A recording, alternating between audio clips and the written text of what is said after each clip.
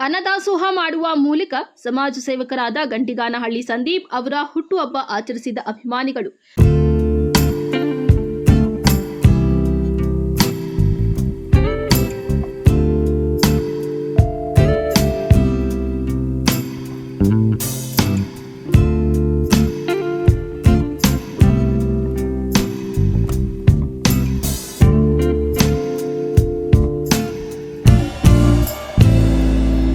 ಉದ್ಯಮಿಗಳು ಮತ್ತು ಸಮಾಜ ಸೇವಕರಾದ ಗಂಟಿಗಾನಹಳ್ಳಿ ಸಂದೀಪ್ ಅವರ ಹುಟ್ಟುಹಬ್ಬವನ್ನು ವಯೋವೃದ್ಧರಿಗೆ ಹೊದಿಕೆ ಹಾಗೂ ವಸ್ತ್ರ ವಿತರಣೆ ಜೊತೆಗೆ ನಿರಾಶ್ರಿತ ಕಡು ಬಡವರಿಗೆ ಅನ್ನದಾಸೋಹ ಮಾಡುವ ಮೂಲಕ ಅಭಿಮಾನಿಗಳು ಅರ್ಥಪೂರ್ಣವಾಗಿ ಆಚರಿಸಿದ್ದಾರೆ.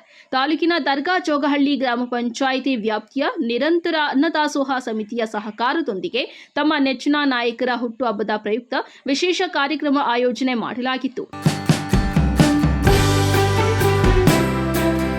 ಈ ವೇಳೆ ಕಾರ್ಯಕ್ರಮದಲ್ಲಿ ದಾನಿಗಳಾದ ಬಿಡಿಗೆರೆ ರವಿಕುಮಾರ್ ಮಾತನಾಡಿ 2319 ದಿನಗಳಿಂದ ನಿರಂತರವಾಗಿ ಆಹಾರ ವಿತರಣೆ ಮಾಡುವ ಮೂಲಕ ಹಸಿವು ನೀಗಿಸುವ ಕಾರ್ಯಕ್ರಮವನ್ನು ನಿಸ್ವಾರ್ಥ ಮನೋಭಾವದಿಂದ ಮಲ್ಲೇಶ್ ಮಾಡುತ್ತಿದ್ದು, ಇಂದು ಸಮಾಜ ಸೇವಕರಾದ ಗಂಟಿಗಾನಹಳ್ಳಿ ಸಂದೀಪ್ ಅವರ ಹುಟ್ಟುಹಬ್ಬದ ಅಂಗವಾಗಿ ಹಸಿದವರಿಗೆ ಆಹಾರ ವಿತರಣೆ, ವಯೋವೃದ್ಧರಿಗೆ ಹೊದಿಕೆ ಹಾಗೂ ವಸ್ತ್ರ ವಿತರಣೆ, ಶಾಲಾ ಮಕ್ಕಳಿಗೆ ಕಲಿಕಾ ಪರಿಕರಗಳ ವಿತರಣೆ ಮಾಡುವ ಮೂಲಕ ಆಚರಿಸಿದ್ದೇವೆ. ನೂರಾರು ಯುವಕರಿಗೆ ಮಾದರಿಯಾಗುವ ಗಂಟಿಗಾನಹಳ್ಳಿ ಸಂದೀಪ್ ಅವರು ಅವರ ಸೇವಾ ಕಾರ್ಯಗಳಿಂದಲೇ ಚಿರಪರಿಚಿತರು. ಅವರ ಸೇವೆ ಸಮಾಜಕ್ಕೆ ಮತ್ತಷ್ಟು ಲಭಿಸಲಿ ಎಂದು ಶುಭ ಹಾರೈಸುತ್ತೇವೆ ಎಂದು ಹೇಳಿದ್ದಾರೆ.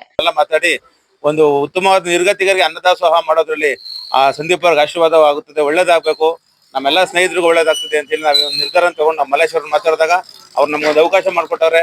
ಖಂಡಿತವಾಗಿ ತುಂಬಾ ಸಂತೋಷ ಆಯ್ತು ನಮ್ಗೆ ಈ ಒಂದು ಕಾರ್ಯಕ್ರಮಕ್ಕೆ ಬಂದು ಇಲ್ಲಿ ನಾವು ಪಾಲ್ಗೊಂಡು ಈ ಜನಸೇವೆಗೆ ನಾವು ವಿದ್ಯಾರ್ಥಿಗಳಿಗೆ ಬುಕ್ಸ್ ಕೊಡೋದ್ರ ಮೂಲಕ ಮತ್ತೆ ಬಟ್ಟೆ ಕೊಡೋಂಥ ಮೂಲಕ ನಿರ್ಗತಿಕರಿಗೆ ಸೀರೆಗಳು ಮತ್ತೆ ಅನ್ನದಾಸೋಹ ಮಾಡಿದ್ದು ಬಹಳ ನಮ್ಮ ಮನಸ್ಸಿಗೆ ಸಂತೋಷ ಕೊಟ್ಟಿದೆ ಅಂತ ನಾನು ಹೇಳ್ತಿದ್ದೀನಿ.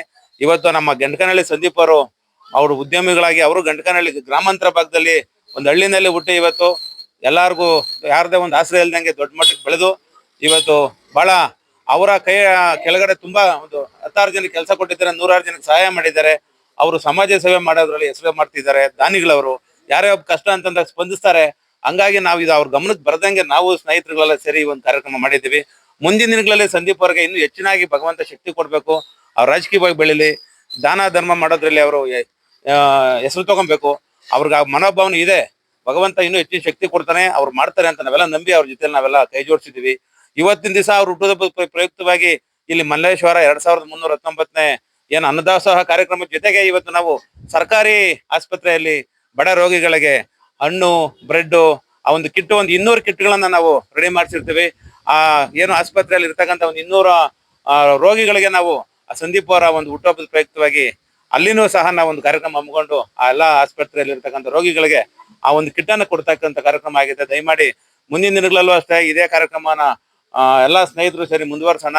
ಆ ಸಂದೀಪ್ ಅವ್ರಿಗೆ ಆರೋಗ್ಯ, ಐಶ್ವರ್ಯ, ಆಯುಷ್ ಎಲ್ಲ ಕೊಡ್ಲಿ, ಅವ್ರಿಗಿನ್ನೂ ಹೆಚ್ಚಿನ ಶಕ್ತಿ ಕೊಡ್ಲಿ. ಹಾಗೆ ಅವ್ರ ಸ್ನೇಹಿತರು, ನಮ್ಮ ಬಳಗ, ನಮ್ಮ ಸ್ನೇಹಿತರು ಎಲ್ಲರಿಗೂ ಒಳ್ಳೇದಾಗ್ಲಿ ಅಂತ ಹೇಳಿ ನಾನು ಮಾತು ಮುಗಿಸ್ತೀನಿ.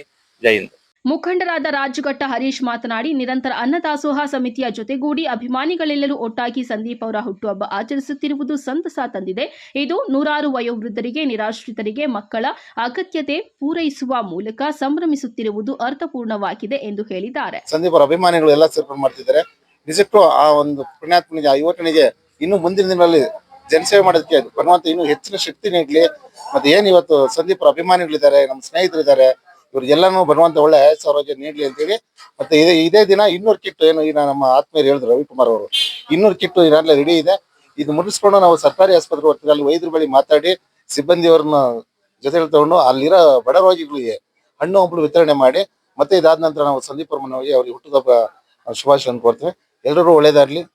ಈ ವೇಳೆಯಲ್ಲಿ ಬಿಡಿಗೆರೆ ರವಿಕುಮಾರ್, ಗಂಡರಾಜಪುರ ಅರುಣ್, ರಾಜಘಟ್ಟ ಹರೀಶ್, ಅನ್ನದಾಸೋಹಿ ಮಲ್ಲೇಶ್, ಸಮಾಜ ಸೇವಕರಾದ ಸೆಲ್ವ, ಯೋಗ ಕೃಷ್ಣಪ್ಪ ಸೇರಿದಂತೆ ಹಲವರು ಪ್ರಮುಖರು ಉಪಸ್ಥಿತರಿದ್ದರು.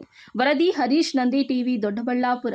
ಒಂದು ಸಾಮಾನ್ಯ ವ್ಯಕ್ತಿಯಾಗಿ ಜನಸೇವೆ ಮಾಡೋದಕ್ಕೂ ಒಬ್ಬ ಜನಪ್ರತಿನಿಧಿಯಾಗಿ ಜನಸೇವೆ ಮಾಡೋದಕ್ಕೂ ಅಡಿಕೆಗೂ ಆನೆಗೂ ಇರ್ತಕ್ಕಂಥ ವ್ಯತ್ಯಾಸ ಇದೆ. ಮುಂದಿನ ದಿನಗಳಲ್ಲಿ ಭಗವಂತ ಅವರಿಗೆ ಒಂದು ಜನಪ್ರತಿನಿಧಿಯಾಗಿ ಸಮಾಜದ ಕಟ್ಟಕಡೆಯ ಪ್ರಜೆಗೂ ಧ್ವನಿಯಾಗಿ ನಿಲ್ತಕ್ಕಂತ ಶಕ್ತಿ ಕೊಡ್ಲಿ. ಅವ್ರಿಗೂ ಒಂದು ಮನ್ಸು ಬರ್ಲಿ, ಒಬ್ಬ ಜನಪ್ರತಿನಿಧಿಯಾಗಿ ಬರ್ಬೇಕು ಅನ್ನೋ ಒಂದು ಮನ್ಸು ಭಗವಂತ ಆಶೀರ್ವಾದ ಮಾಡ್ಲಿ ಅಂತ ಈ ಸಂದರ್ಭದಲ್ಲಿ ಕೇಳ್ಕೊಂತೀನಿ ನಾನು.